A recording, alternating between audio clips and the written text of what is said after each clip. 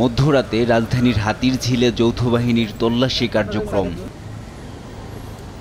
Motorcycle, private car ও CNG সহ বিভিন্ন ধরনের যানবাহন থামিয়ে কাগজপত্র যাচাই বাছাই করে যৌথ বাহিনীর সদস্যরা। এছাড়া যানবাহনে অবৈধ কোনো কিছু আছে কিনা সেটাও তল্লাশি করা হয়। মধ্যরাতে রাস্তায় সেনাবাহিনীর অভিযানে খুশি সাধারণ মানুষ। আমরা এইসব কার্যক্রমে অনেক স্বস্তি ফিরে পাই আসলে চলাফেরার জন্য।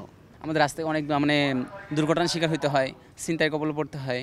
এটা নিয়ে আমরা আর কি ওনাদের আমরা অনেক ভালো লাগছে ওনাদেরকে। এ সময় মোটরসাইকেল আরোহীর হেলমেট ও অন্যান্য যানবাহনের প্রয়োজনীয় কাগজপত্র না থাকায় বেশ কয়েকজনের বিরুদ্ধে শাস্তিমূলক ব্যবস্থা নেওয়া হয়। যারা অনেকেই হেলমেট পরে নাই, ড্রাইভিং লাইসেন্স ছিল না, দু একজন সিগন্যাল ভায়োলেশন করছে। আর ম্যাক্সিমামের ক্ষেত্রে দেখা যাচ্ছে যে চালক হেলমেট পরলেও পিলিয়ন উনি হেলমেট ইউজ করতেছেন না আর কি। এরকম বেশ কিছু ব্যবস্থা নেওয়া হয়েছে আর কি।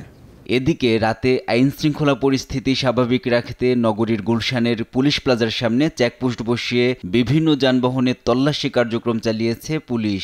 অপ্রীতিকর ঘটনা না ঘটে সেই লক্ষ্যে আমরা রীতিমতো কাজ করতেছি। আমাদের প্রত্যেকটা মোবাইল টিম ঠিকমতো তারা টহল ডিউটি অব্যাহত রেখেছে।